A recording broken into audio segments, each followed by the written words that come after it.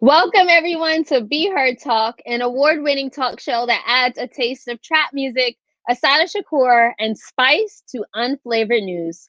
Each Sunday, we discuss race, politics, and culture from an unapologetic Black millennial perspective, and we give you the opportunity to be heard. So leave your comments on Facebook, Twitter, YouTube, and LinkedIn, and we will read them throughout this show. And for the 2020 election season, we partner with Black Enterprise as our official media sponsor. My name is Selena Hill, and I'm the founder of Be Heard Talk and the digital editor at Black Enterprise.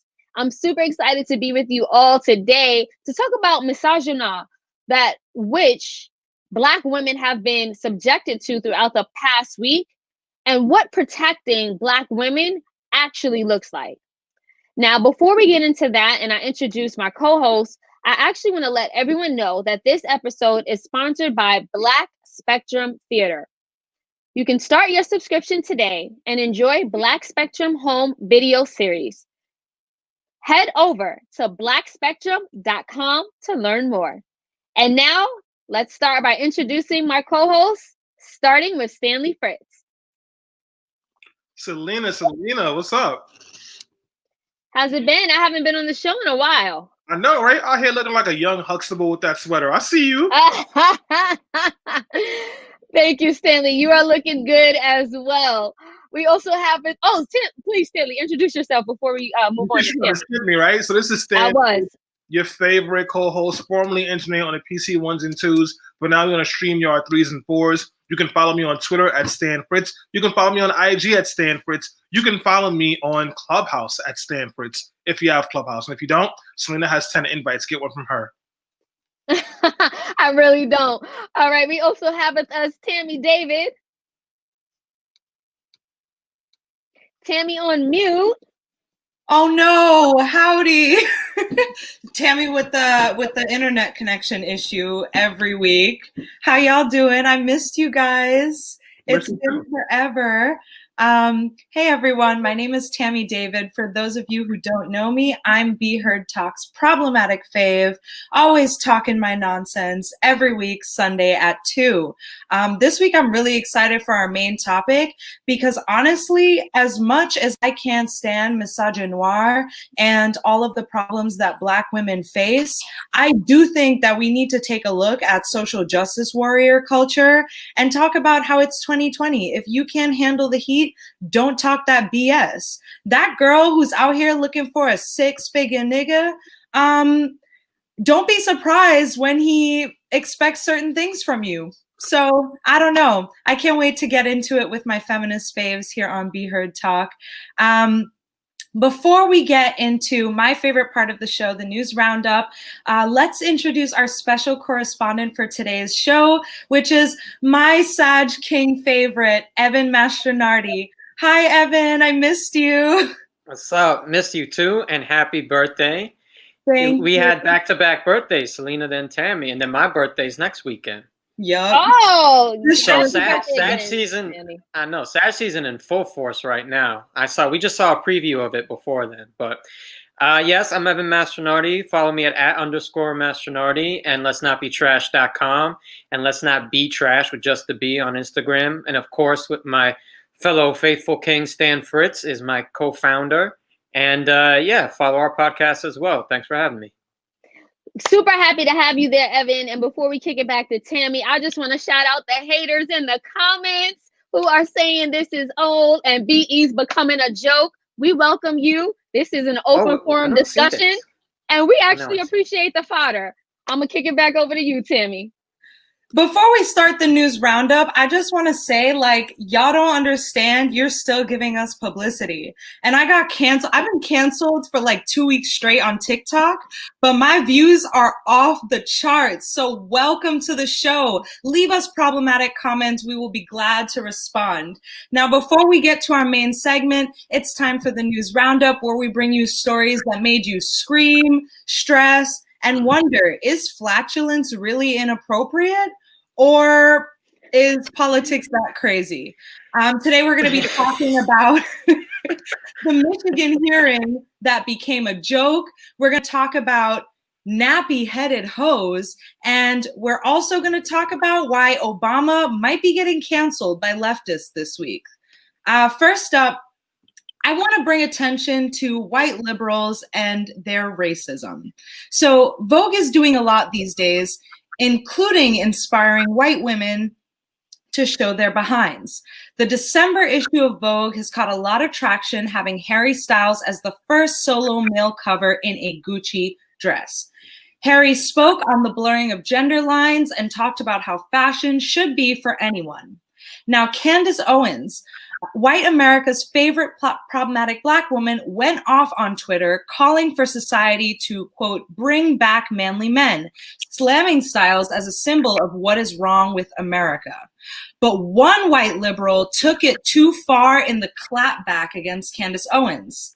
Miley Cyrus's largely unknown sister, Noah Cyrus, responded to her critique by sharing a photo of Styles in the dress to her Instagram story, captioning it, and I quote, "He wears this dress better than any of you nappy A-word hoes." Cyrus was immediately canceled on social media by progressives, liberals, and conservatives alike, many of whom took the time to educate her on how racist the term is. A lot of people brought up the historical drama of Don Imus calling the Rutgers women's basketball team nappy A-word hoes, and how he swiftly lost his job afterward. Cyrus later posted a dry apology, which didn't sit well with the Black community. She claimed that she didn't know what the term meant and that she was mortified that she used it after learning what it means. So let's get some commentary here. So first, Selena, do you take her apology seriously, especially as our shows like Resident Poppin' Naturalista? First of all, no, she needs to take a seat, okay? I'm really sick of the sexism, the racism, like all of these isms that come from quote unquote white progressives. The fact that she's calling Candace, first of all, I don't agree with anything Candace Owens says. And I think that she is definitely liable for racism. But we don't need the misogynoir directed towards her. You can criticize Candace Owens without calling her nappy-headed. And then for Noah Cyrus to claim that she didn't even know what the term meant, take several seats right now. Because first of all, to say you didn't even claim what it meant, why are you using that term? Why are you, first of all, I think she was trying to be cute and trying to act Black, like a culture vulture, just like her sister, Miley Cyrus. And I think she heard someone say like, oh, nappy-headed or whatever, nappy-headed hoes.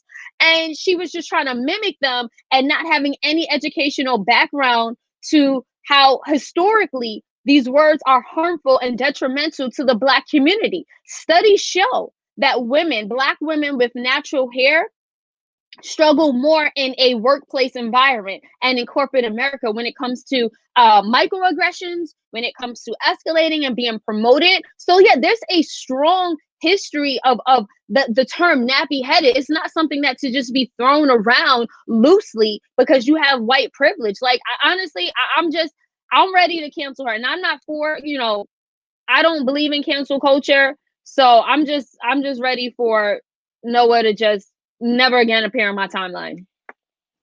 Evan, do you think that because she's from the white South and disconnected from Black culture, there is a chance that she didn't know like how problematic the phrase was? Maybe she heard it as an insult, but she didn't know that it was racialized.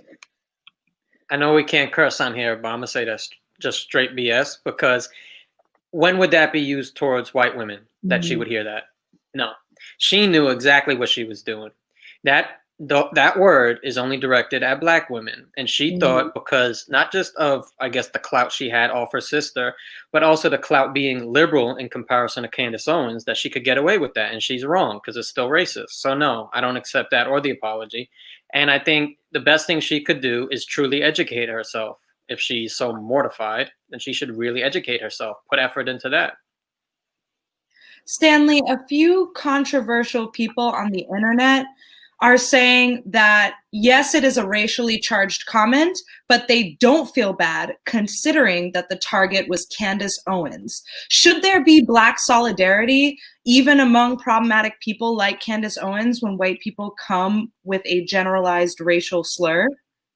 Candace Owens is a bootlicking Uncle Tom who loves white people and white men, and her white husband's family will call her first black child the N-word. And when that first black child gets stopped by the cop, that family will blame that black child, and Candace Owens will one day realize she too is a black woman. She doesn't right now. Even with all that, I know she's a black woman, and there will be no disrespect put on black women, even bootlicking Uncle Tom race traders. Valid point.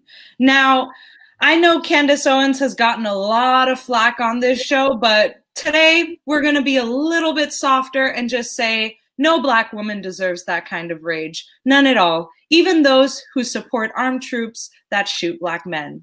Now, speaking of armed troops that shoot black men, let's talk about a controversial statement that Obama is talking about in terms of the police force. Now, in another interview to talk about his book, A Promised Land, Obama met with Snapchat's Good Luck America, Peter Hamby, to discuss a few hot topics, including the popularized slogan to defund the police, which took over media and politics during the Black Lives Matter wave of summer 2020. Obama warned young activists to stay away from polarizing slogans like defund the police and advocates instead using, quote, universal language within the movement to mobilize moderate voters. He tells a literary group that it, quote, if I spoke the language of James Baldwin as he speaks it on the campaign stump, I'm probably not going to get a lot of votes in Iowa. Now, while Obama's ever popular people-pleasing rhetoric stands in line with veterans of the Democratic Party, many progressives in power, like newly elected Cori Bush of Missouri and Jamal Bowman here just up north of the Bronx, are fighting back against respectability in our movements. AOC, which she is a legendary liberal sweetheart, progressive sweetheart, tweeted, "What if activists aren't PR firms for politicians?" She goes on to say that the thing that critics of activists don't get is that they tried playing the polite language policy game, and all it did was make them easier to ignore. It wasn't until they made folks uncomfortable that there was traction to do anything, even if it wasn't their full demands. The whole point of protesting is to make people uncomfortable. Activists take that discomfort with the status quo and advocate for concrete policy changes. To folks who complain protest demands make others uncomfortable, that's the point. Now, this thinking isn't unusual for Obama, who at the beginning of the protest this summer said that the solution involves everyone, regardless of race or class, and that includes, quote, the majority of men and women in law enforcement who take pride in doing their tough job the right way every day. So despite disagreement from the activist world, liberals love this line of thinking, and there is no denying that this resonates with the party as a whole. Selena, I'm going to go to you first.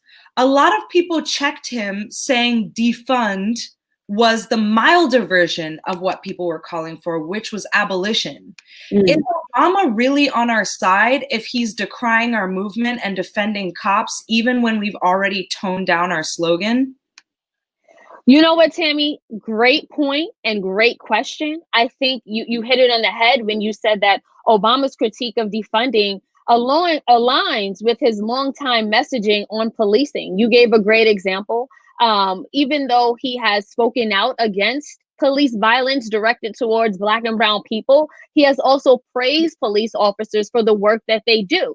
Now, he did that a lot while he was in office. Being the first Black president, you know, he had that pressure to not appeal, as he said, to only Black America. He said, I can't be the president for only Black people. And I felt like he had an unprecedented amount of pressure to try to appeal to both sides because of racism. So how I say that to say, well, he's no longer in office and he still kind of takes a very moderate stance when it comes to police violence. And I think it's just a fundamental misunderstanding of the oppression of the institution of police and how it oppresses Black people. I don't know if he's just disconnected or if maybe he's just, you know, he always told the line. So maybe he is very centrist and moderate when it comes to these issues.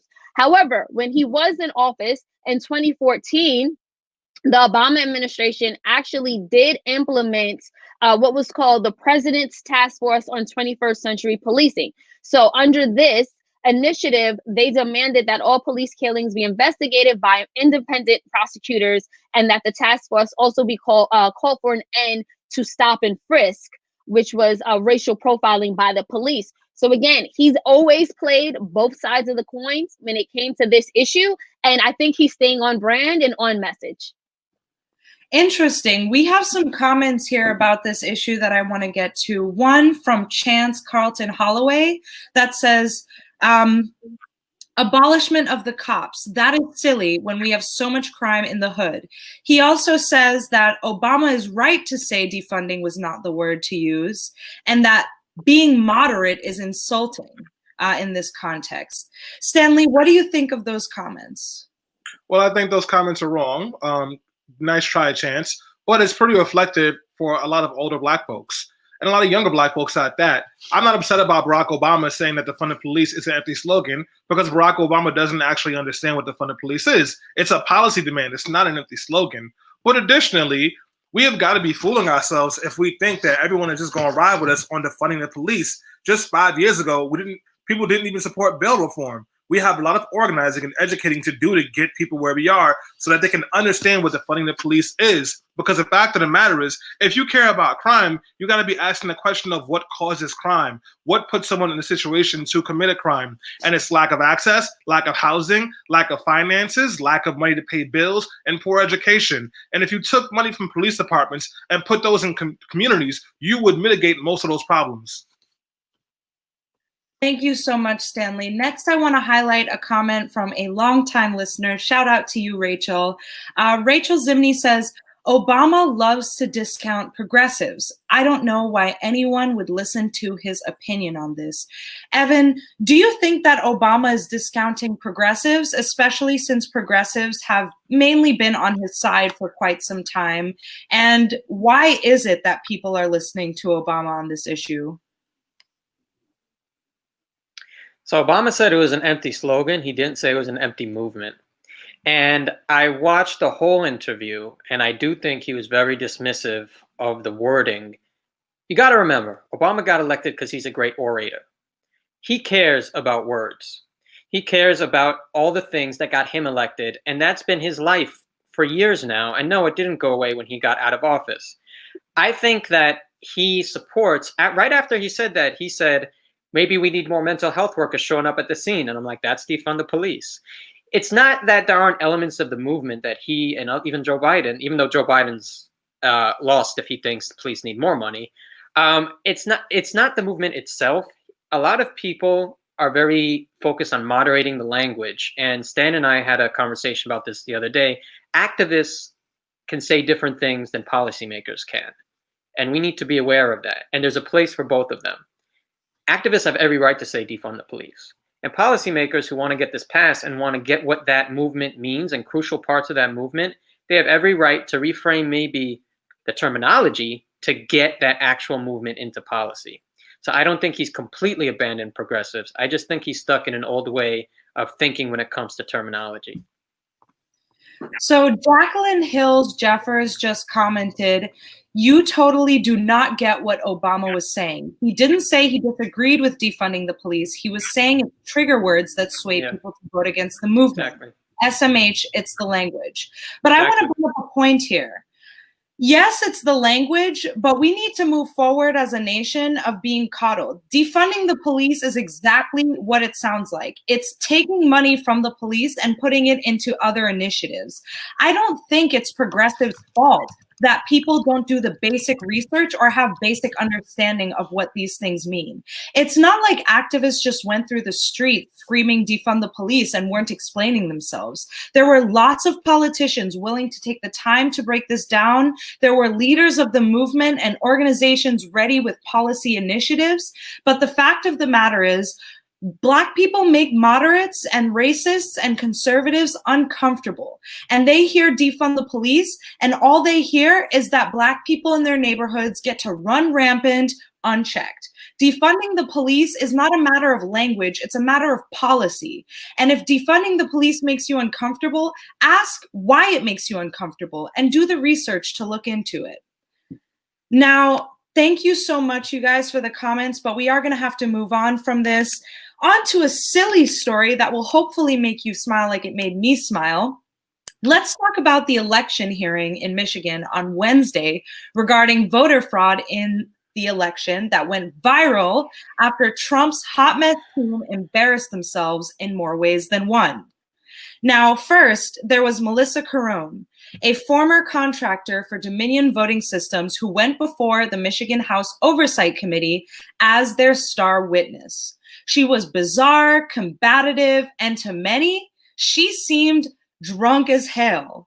Her testimony instantly went viral, claiming that she witnessed a host of election misconduct, including votes by illegal immigrants, dead people, and an over-tally by 30,000 voters, leading to a 120% voter turnout rate. She repeatedly spoke over politicians questioning her at the hearing, raising her voice, prompting Rudy Giuliani to lean over and try to quiet her. Now, speaking of Giuliani, he was the second ace viral moment that was actually a twofer. Twice on video while giving testimony, Trump's right hand in this legal battle was heard flatulating loudly, which has since been confirmed by several reps who are in the room. After he farts, you can see the person next to him give him the eyes. Can we play that clip? The answer that I gave you is they didn't bother to interview a single witness. Just like you, they don't want to know the truth. It's not part of that. Well, I will ask that he be disciplined for that. First of all, hold on. First of all, odor in the corner. Now, needless to say, with what a hot mess the hearing was, it did not show any evidence of widespread voter fraud by the time it was over, according to the Detroit Free Press. Okay, Evan, first, do you think that star witness woman was drunk? Because she seemed off the sauce. Can we see her too? Because that'd be really fun. Let me see if I can bring up a clip. Hold on. But in the meantime, do you think it was inappropriate at all that he farted on camera? Look, I've seen enough things emanate from Rudy Giuliani this year that I don't need to see any more. Between him dripping his head, it's funny. I could have sworn that the judge said odor in the court, not order in the court, after he did that. And you definitely saw the lady next to him give him the side eye. I don't really care if Rudy Giuliani can't control his bowels. I care that he can't control his mouth, and I care that he can't. He's out here saying wild things. I don't know what Trump has on him, but he's, supporting whatever he does. Him farting in court is the least of our problems. But I didn't really watch the star witness. I just heard testimony. I didn't want to give it any attention, honestly. I knew it was going to be ridiculous. There is no evidence, and she's going to fabricate what she fabricates to make this more of a spectacle. So I didn't even watch the details of it. Selena, considering how messy this is getting, do you think Trump will end his legal battle soon, or is he going to keep going? Trump is here for the mess. Are you kidding me? He's trying to convince Georgia, as we speak, to overturn the state's election results.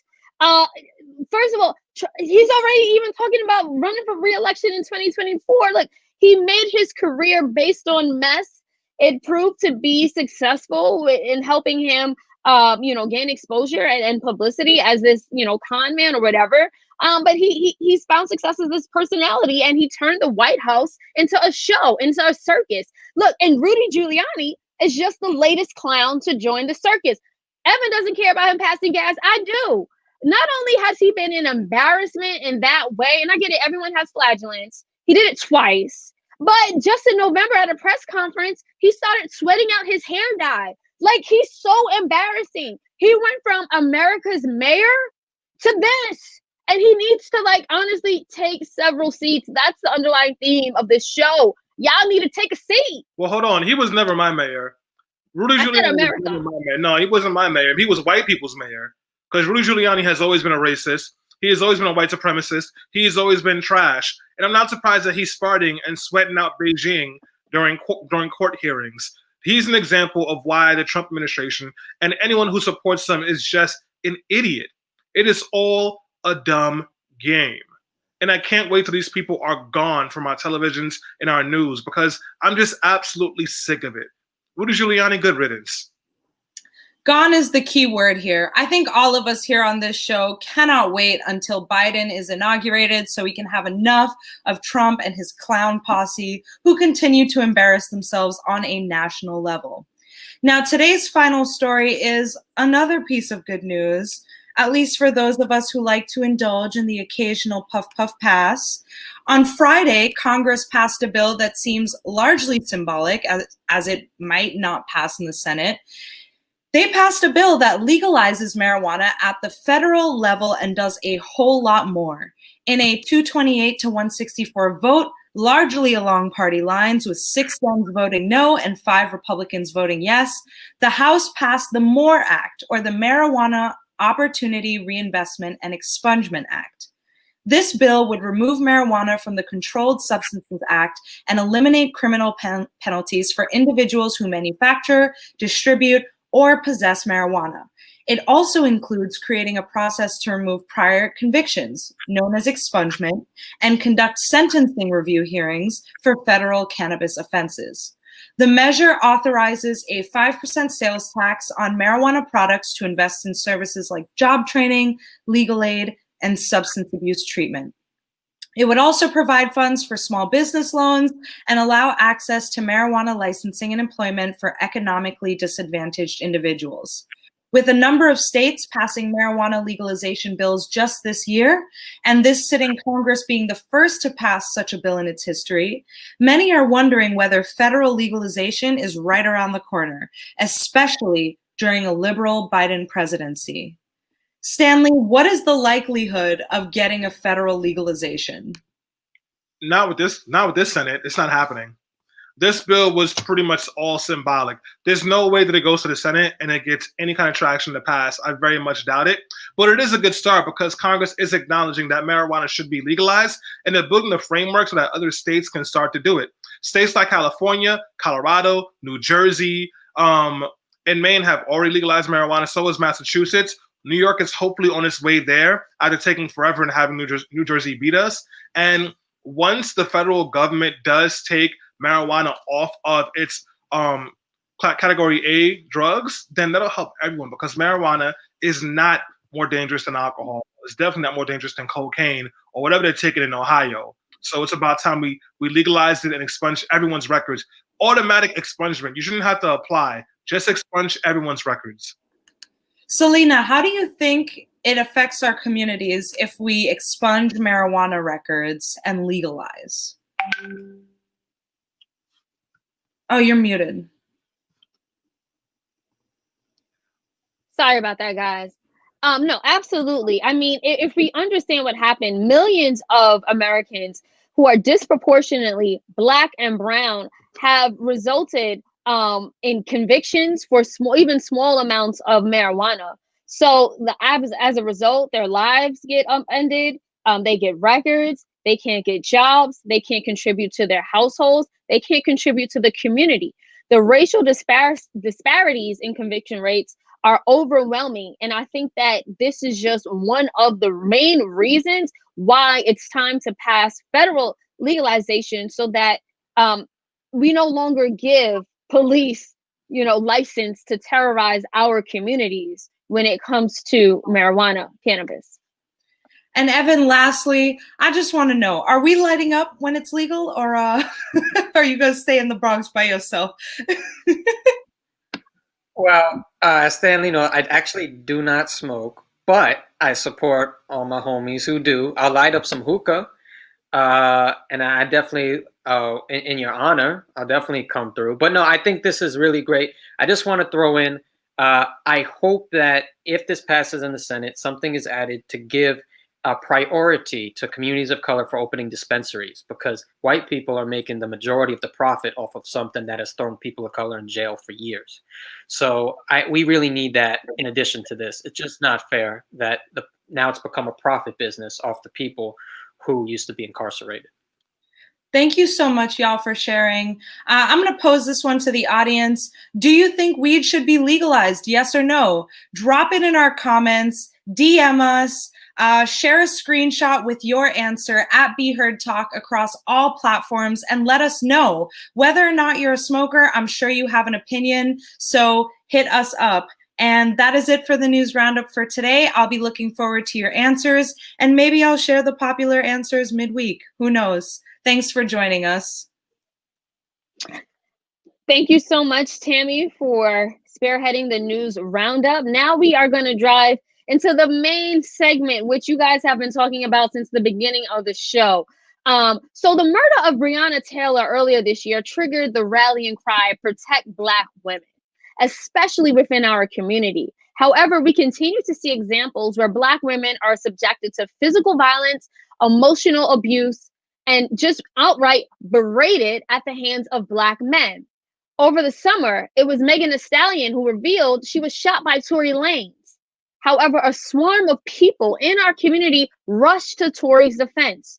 Meanwhile, in just the past week, Black women were berated for twerking in a Dallas restaurant by a Black man, while another Black woman who was seeking relationship advice from notorious relationship consultant Kevin Samuels was told that, and I quote, was gonna die alone because she was average looking and did not qualify for a man earning six figures. Now, I do want to play these clips. I understand we want to start with the clip of the Dallas restaurant owner who called out some patrons for twerking. Can we play the clip? I invested a lot of money into buying this building, into developing this concept so Black people can have somewhere nice to go to, okay? Somewhere where we can feel good about ourselves as a... Come on! Stop the music, please! Somewhere where our people can feel good about ourselves as a culture, okay? Yeah. No, real talk. And so all this twerking and shit, take it to Prime, take it to Pink, don't bring it here because we're a restaurant. And so beyond that, 75% of my customers are ladies. And I want men to show respect for themselves for how they carry themselves here. So how can I tell the men to respect themselves and you guys are twerking on glass here? If you want to do it, get the fuck out my restaurant. Because I did it for our people and I did it for our culture. So don't do it now. Don't do it again. I don't want to hear it. If you don't like it, get out because I don't need your money. I need to provide something for my people. Thank you for playing that clip. Now, since that clip went viral and has received lots of backlash online, that owner, his name is Kevin Kelly, he says that his restaurant business has actually been booming. He says that the restaurant, which was a reservation-only type of business since it opened 5 months ago, he says now it is all booked up for the foreseeable future. And more importantly, he says he has no plans of changing anything. He is completely unapologetic. He adds that former Dallas Cowboy Dez Bryant has been a supporter of his restaurant. And he said he told TMZ, and I quote, "We've received an outpouring of support that we did not anticipate online and in person. This let us know that the public believes in our vision for the restaurant and they will support a concept working to fill a void in our communities." So again, and I know you guys have a lot to say about this Dallas restaurant owner and how he spoke to the women who were patronizing his business for twerking. Before we get to that, I also want to play a clip of Kevin Samuels, also this week, who criticized this Black woman, literally berated her after she was seeking relationship advice. She said she makes six figures. She's looking for a six-figure man. And this is what Kevin Samuels had to say in response. I honestly want a six-figure guy, is what I'm realizing. And ma'am, and that's my point. You ladies all feel like, listen, you ladies all feel like you're the exception to the rule. And then when someone like myself comes along and gives you a dose of reality, instead of just accepting it, it's like, yeah, but I'm special. You don't know any men on this level that are not your father, that aren't related to you. That means you don't know these men. You don't know where to go get them. You don't know what they want. But you're still saying, pick me. They don't want mid-30-year-old baby mamas. Right. And that was just a portion of the clip. So if you guys have the time, I encourage you to watch the whole clip, actually the whole hour. He goes on to say, you're going to die alone. He goes on to say, you are average at best. He goes on to say, get the F off my, get the F off my screen. And he hangs up on the woman. It was literally brutalizing to watch. So I do want to just open up this conversation to the floor. Again, for the next 30 minutes, we're talking about misogynoir, which is a relatively new phrase that was coined by Moya Barely to describe the specific hate, dislike, distrust, and prejudice directed towards Black women. Stanley, what was your reaction in particular? We're going to start with the Dallas restaurant owner who chastised Black women for twerking in his establishment and the backlash he received on social media. And I know we're getting really good comments. I mean, both videos were disgusting and disturbing. And I think Joanna McKinley, who's in the comments going off right now, said it perfectly. Of course, his restaurant would be being successful. People hate Black women. This guy went in there and just disrespected everybody, but then explicitly disrespected the Black women in that space who paid good money to come there. If you had such a problem with them being there, why didn't you just go get your manager, have that manager talk to them and ask them to leave? That was completely inappropriate. And this Kevin Samuels guy is a complete joke. And the fact that he's telling someone that she is just average is a stretch. You do not need to disrespect Black women. You do not need to try to tell somebody you're a relationship expert and then try to tell them how to live their lives as if there's only one way and one rule for how you find love. Just both examples are why men don't deserve much. Thank you for that, Stanley. I will say in response, because I have watched some of Kevin Samuels' content, he also berates men too. He is an equal opportunist person. So there's another viral clip of him talking to a man with the same amount of venom, the same tone. These are his words. These are Kevin Samuels' words. He basically said, he asked him on camera, how big is your autonomy? He was very direct about it. And then when he said, you're not large enough, your pockets aren't big enough. And he said, what else did he say? And he said, you're overweight. You also don't deserve what he would describe as a high level woman. Evan, I see you shaking your head. You know, someone like Kevin Samuels would say, hey, I talk to everybody like this. What was your response? Then you could be toxic and problematic to everyone. It don't make it right. I mean, it's still messed up. It's a completely sexist just establishment. I just want to say this guy, he got some on his page that says, can white women teach Black women how to get high value Black men? That's a joke from the start. So I don't know why someone would seek his advice, but it was completely sexist. It was insulting. It had barely any substance. I mean, it was like something, a guy trying to get on a girl, in my 8th grade public school would have said half of that. None of that was actual, for a guy who talks about high value males, which I really don't like that term because as men, we all have value. But for someone who talks a lot about that had no value. So that's that. And with regard to the Dallas restaurant, I see a lot of people saying he has a right. It's his establishment. But just because he has a right doesn't mean he did it the right way. As Stan mentioned, if you're going to do that, you talk privately to those people and ask to leave. What he did was he berated everybody. He made every patron feel uncomfortable and all the women in there feel insulted. Just because 2 people are doing that does not represent all the women there and all women in general. So I found that the way he handled it is the main problem, and he handled it horribly on multiple levels, an insulting way to Black women and to all the patrons that were there. And if you don't want people twerking, why are you playing music? No. He's mad at people twerking, but you're playing party music. Like, get out of here. Hold on, Stanley.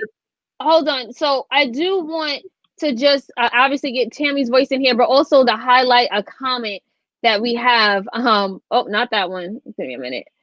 Look at Con. What is Con? What is his name? I just said that Con R. You don't lotion your elbows. I don't respect your opinion. Okay, so Tammie, Roy Williams, and he's one of the many people in the comments who who agree with the Dallas restaurant owner for telling the women not to twerk in his establishment. Roy says, so this is the thing now, people lose their businesses for not dropping their standards. This is the type of ish that just trivializes our journey. So over 400 years of combined enslavement and marginalization comes down to the right to lewdness. This is the most ridiculous, insulting crap in a while. Carry on. Tammie, I want to give you a chance to respond to these stories and also to what a lot of people in the comments are saying. Finally, because I've been itching to respond, I think it's so soft to call this misogynoir, and I totally disagree. Honestly, good for that Dallas restaurant owner for standing up for himself and what he wants his business to look like. Look, really? I love twerking, and I love going to crazy brunch, but I don't always feel like being at a crazy brunch. And I've been mad before when I'm in an establishment and it just goes off, and it's just, you can't hear anything. People are knocking over your drinks and your table because it's so packed. Did I complain? Did I leave bad tip? No, but I won't go back there. And honestly, that's fair of him. He doesn't want his business to be like that, and that's fine. I will agree that maybe he did it in a wrong way. Maybe he shouldn't have berated people like that. Maybe he shouldn't have made it an issue about women respecting themselves. But we don't know the context and the history of this guy in the restaurant. We don't know if it's been a consistent issue. And we don't know that he knew the DJ was going to play that kind of music and that was the reaction he was going to get. So I do agree with him. Dallas is a big city, so I'm going to go ahead and assume there are many different types of restaurants, some ratchet, some elegant. And if you want to get ratchet, go to the ratchet ones. And if you want a quiet brunch, you should be entitled to a quiet brunch at that type of establishment. I don't think it's about self-respect. I think it's about mindfulness. And like, if you're in the type of establishment where people want to be quiet and chill, then why would you like ruin that environment for everyone else? I think he was fair to set that standard, but he did it in a really off-putting way. I think he lost his temper and snapped, but who knows? Maybe he got riled up. I disagree. So, hold on, Stanley. Hold on. I agree with Tammie. Well, hold on. So it sounds like what Tammie is saying, you agree with what he said, but not the tone in which he said it. I'm hearing that, and we're definitely going to get you, Stanley. Evan, are you saying you also agree with that? Look, let's draw a baseline here. He is allowed to not want someone to twerk on a table, okay? That's okay for a restaurant owner to not want someone. Do I got to get, the table could fall, the person could fall. There's lots of things that could happen here. And I've been to Don Coquille in White Plains, and that has a place where you dance at one level and you eat at the other level, and you hear dancing music throughout. So I don't buy that he's playing dancing. A lot of music is dancing music. It doesn't mean that you're going to necessarily dance a certain way in those establishments. There are places to club. I agree with that. But it's the way he did. At no point should he have addressed the entire restaurant. The problem was when he addressed the entire restaurant and like made it like a woman problem. He said, and it's a real problematic thing to say is, you women don't respect yourselves. How do you expect men to respect? I don't care if the woman's twerking, she deserves respect. Yeah, but you don't know the whole story. Just because she's twerking doesn't mean that I'm talking in general terms here. Well, just because she's twerking, she deserves respect. Tell me there would not have been a scene if this guy pulled aside a group of women, went to their table, and told them that the way they were acting was inappropriate. It was two Tell women. me they would not have popped off. It was two women. They could pop off, but that's more fair to the rest of the restaurant, and he's not bringing in black women as a whole. Yeah, you could have had a manager go to the table. It was two women. I watched the video. It was two women. One at her table twerked for a good 30 seconds. Another woman was twerking on a glass. He had every right to ask them both not to do that, particularly the woman who was in a glass. The glass could have broken. She could have hurt herself. She could have damaged the restaurant. That is not my problem. My problem is a couple of things. One, you don't want people twerking because apparently you have some kind of high-class restaurant where the DJ is blasting hip-hop and twerk music. If you serve chicken fingers and french fries, you are not high class. Stop the madness. Two, we are in a pandemic where millions of people in Texas have COVID, and you have an open restaurant where people are eating. So you don't care about these people anyway, but they're still risking their lives because Texas is a wilderness and risking COVID to eat your chicken fingers and french fries. And then you stop the music and stop the good vibes to yell at them. Three, because this pissed me off so much, I did my research. He has had multiple events there where people are dancing and standing on tables and eating food. And even one instance when he was on a table dancing with other men and it wasn't a problem. Then lastly, but the most important thing, how can I tell the men to behave themselves when you can't? Really? So now we're going to say that unless women act a certain way, men have agency to be any kind of trash where they want to be? This is completely disrespectful. And it's not about, oh, well, you get to be authentically black. That's not about it at all. It is, there is a time and a place for things, and there's a way you handle things, and you shouldn't throw stones if you live in a glass house, and he is in a glass mansion. That I can agree with.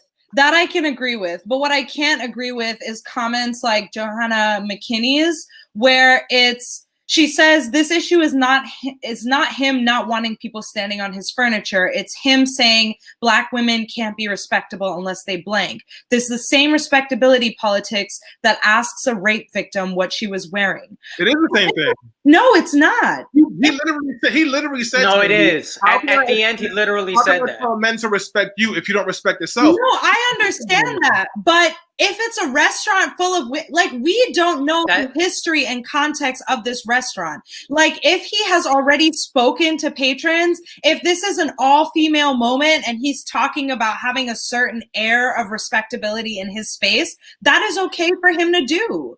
And I don't liken it to victim blaming for an assault because he's asking patrons not to be a little ratchet in his place because he's not in the mood for it. Why is it ratchet? Because they're twerking? When the white people do it, it ain't ratchet. It's great. When white people do it, it's double ratchet. But we're not going to sit here and say... 30 seconds, Tammie. We're not going to sit here... And he said, how can I tell men to be respectful when you don't respect yourself? What does that mean? So now the men can go there and slap the Like, what is that? Alan, I got something to say. Go ahead, Evan. In that restaurant, and he didn't have a problem. In another video, there was another video where he was on the table with other men and they were dancing, and it wasn't a problem. So why was it a problem when two black women did it? Well, I think, just to chime in here, and I would love to see those video clips. Thank you for pointing that out, Stanley. It may have been the manner in which it was. Look, I watched twerk videos. Me and my friends twerk. It is sexually provocative if you do it in that type of way. So he might have been saying, I don't want that type of element because there are children here, there are elderly people. Look, I mean, let's just be honest. Like, when you're twerk, I don't know how they were twerking, but when me and my friends twerk, we bent all the way over. Like, I don't know if that's, so let's just be honest. Like, it could have been the style of dancing that was that's inappropriate. Like, that's just a reality. He got every... Before we continue with this conversation, I want to get to the second story because I know I'm gonna piss y'all off again with this opinion. Okay, thank you, Tammie. Well, okay. We do have to just keep things moving. I'm sorry about that, Evan. I know you want to chime in. It's okay. But Kevin Samuels, again, he is a relationship consultant. He told this woman, you are average looking. You're going to die alone if you continue to seek men with six figures. Tammie, your response. Yo, I know it's really bad, but society has brainwashed us into thinking that, on the gender binary, each side, like man and woman, has a certain worth. People who subscribe to this need to subscribe to it with their whole chest. Like, we're getting to the point now where we can address this as a society being problematic, but if you're a marginalized group, for some reason, you're not upheld to that same standard. She's saying that she only wants to date a guy with money. How is that not problematic? And why is it that Kevin Samuels is problematic for saying, well, sweetheart, millionaires only want to date pretty girls, and you're not all that pretty? Yeah, he was mean, but he made a point. Like, if you're going to be shallow and say, I only want a dude who's packing 8 inches and 7 figures, then be ready to get a Brazilian butt lift and $1,000 weave and bleach your skin, because that is what they're looking for, period. And I'm sorry that her feelings got hurt, but she really pulled up and said, I only want a man that's 6 figures. Thank you, Tammie. Hold on. Evan didn't get a chance to speak in the last story, so I want to just get your reaction first. Look, Tammie's making a point. People are socialized to preference people that have like symmetrical faces that we consider attractive. And there is a thing where certain people do want to date upward based on lifestyle. It's not always for love. Sometimes, you know, finances do play a role in choosing a partner. I think that's the point that Tammie may have been making here, that that's the reality of the situation. Evan, what was your reaction? I don't believe in fighting toxic with toxic. I mean, like Tammie's right that this is something that is wrong against men. And part of the reason, I know Stanley and I have read The Will to Change, and a lot of male depression, a lot of male identity is around work and them producing. And a lot of men, you know, killing themselves and feeling like they're inferior is around men producing. So the 6-figure thing really does go deep with guys, and it's unfair. That being said, but what Kevin Samuels said in response was also about all women. He wasn't just addressing her. He's addressing all women, and he was like, in just any general objective way, like he's a scientist of some sort. You are like a 5 and below average. First of all, who the hell is he? She called herself a 5. No, but then he went further. But then he went further, and he was almost suggesting she gave herself a high rating, and she was like, "Well, why do you even need that makeup?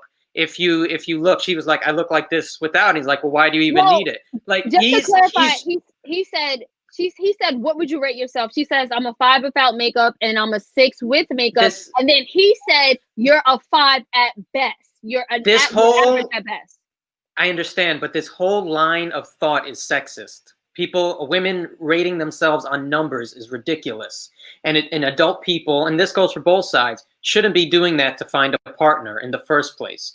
And I don't know why she sought him out, because I was looking at the titles of his other videos earlier, and that's the last person I would go to, even if I was a guy too, and he has like 20 minutes on which apple I should eat to enlarge a penis, which is also ridiculous, or whichever fruits.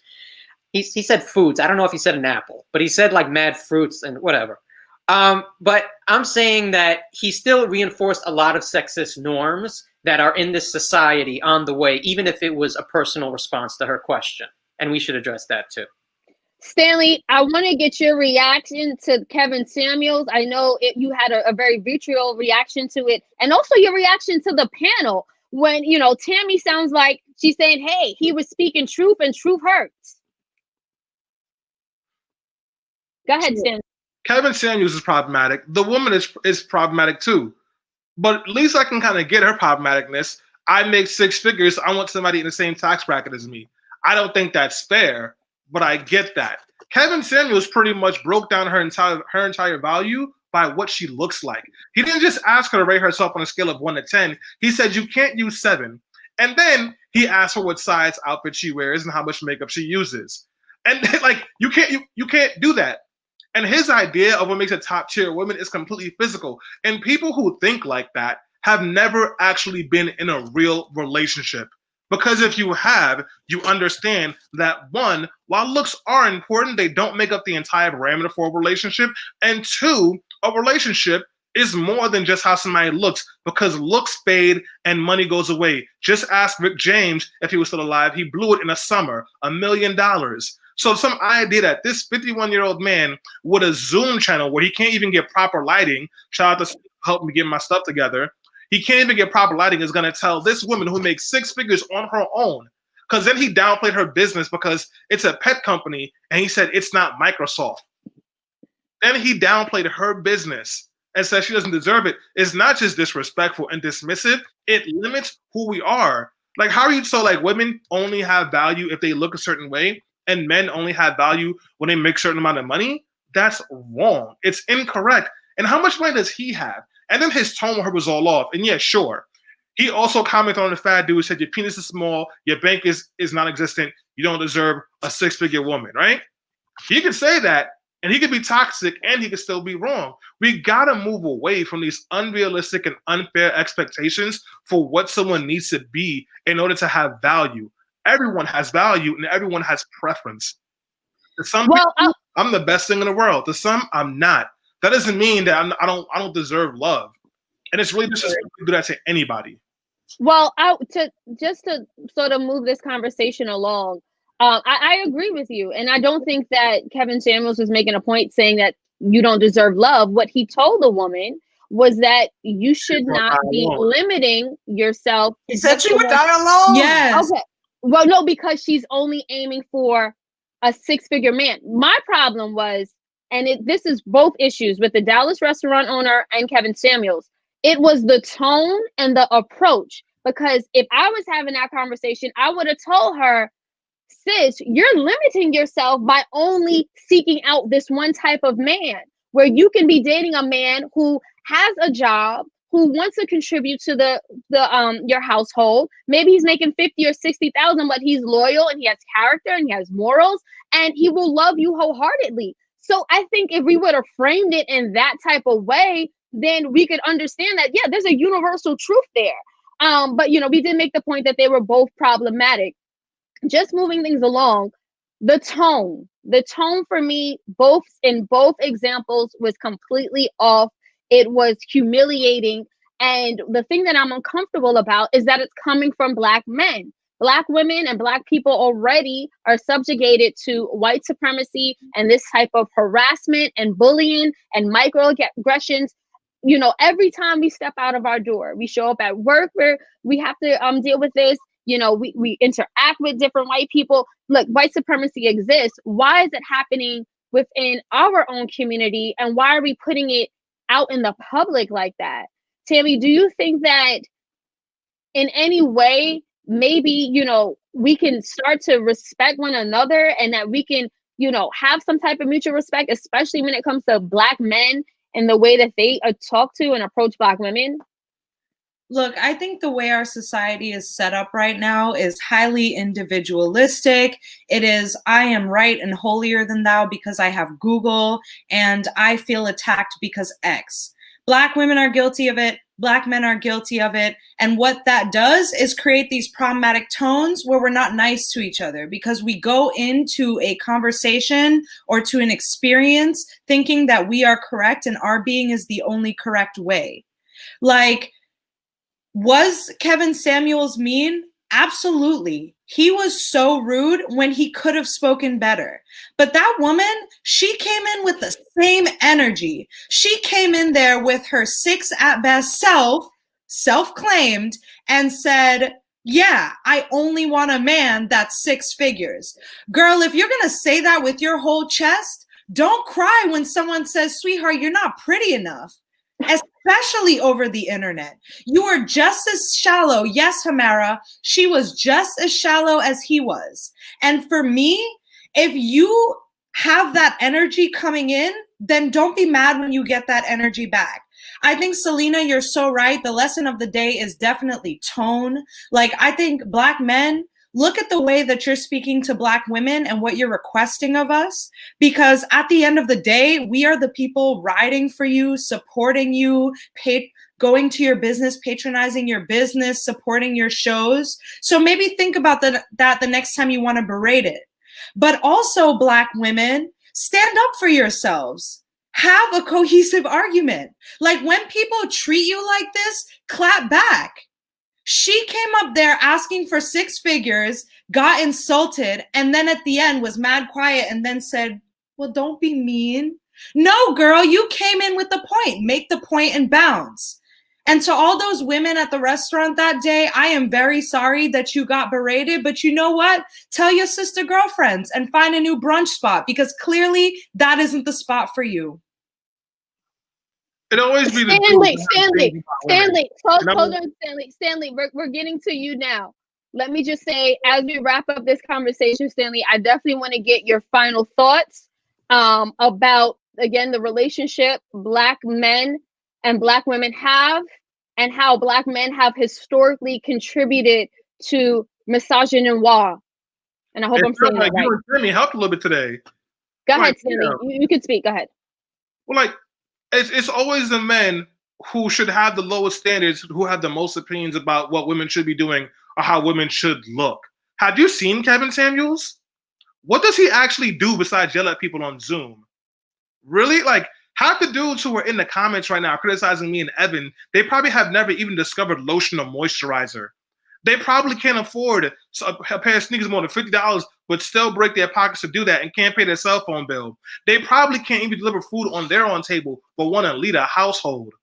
Why don't you fix your face, use some chapstick, take a shower, get some non-chemical deodorant, and go to therapy before you have an opinion or a word to say about black women? Because black women have been carrying half of you broke, no good, talentless, effortless Negroes for years. So I don't care if sis was problematic saying she wants a six-figure dude. She's self-made. Yeah, sis, go get your six-figure dude. Because let me tell you a secret about men. Most of these dudes will have sex with an armchair if it would let them. They don't have any standards to begin with. So don't let them try to come over here and tell you who you need to be. Support black women all day, every day. And if you're mad about that, go lotion your elbows and don't watch the show, because that's my energy all the time.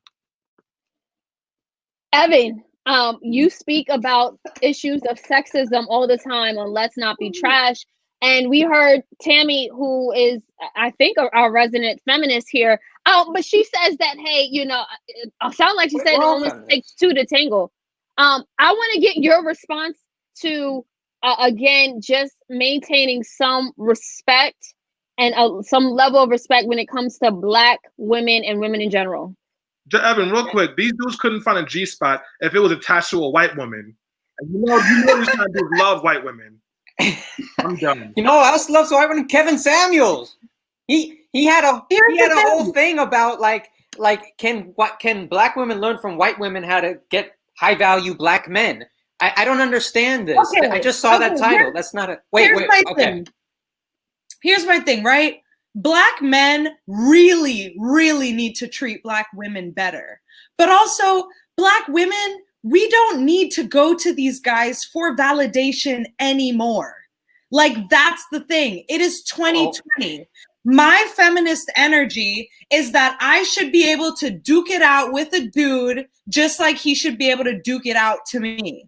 I would never allow some small dick man in the dark behind a candle like Quasimodo to tell me that I'm average looking at best. Okay? That is the mistake. That is the mistake. And like, yeah, in both cases, both stories today, the black guys were assholes. But people are going to be mean because that's what sometimes makes people listen, or that's what sometimes make people go viral. If you get on this man's show with some BS that is shallow and disrespectful to the worth of a good man, don't cry when they disrespect you with some shallow BS. That's really it. Evan, you get the last word. I just want to say, we don't know what size that Kevin Samuels got. It don't matter. He actually has talked about his size. He has talked about his size many a time, and he has said that he is above average. Let me just say this. Average. My point is this. Wait, it doesn't matter. It doesn't matter what his dick size is. It doesn't matter because that doesn't validate or not validate him for being sexist and promoting misogynoir. It doesn't matter. Kevin Samuels didn't just say insulting things to this woman. And like the Dallas owner, he didn't just say insulting things to those patrons. He said insulting things to black women as a whole. These were sexist comments about black women as a whole that, you know, men don't got to respect themselves. You don't respect yourself. Just because she twerking, she deserves consent. She deserves to not be abused. She deserves all of those things. And this woman heard this BS from Kevin Samuels that women been hearing forever, that their entire value is based on their dress size and their bust size and everything else about their face. It's he's saying messages that are harmful, not just to her, but women as a whole. And that's how it should be viewed. He's on the internet talking about his penis size, and he's 51 years old. Well, he said he needs to beat off women with a stick to get them off him. I promise you guys, that man has never made a woman come. Look, you have to keep all things into context. So I'll just end the conversation here by saying this. I'm not here for the disrespect against black women.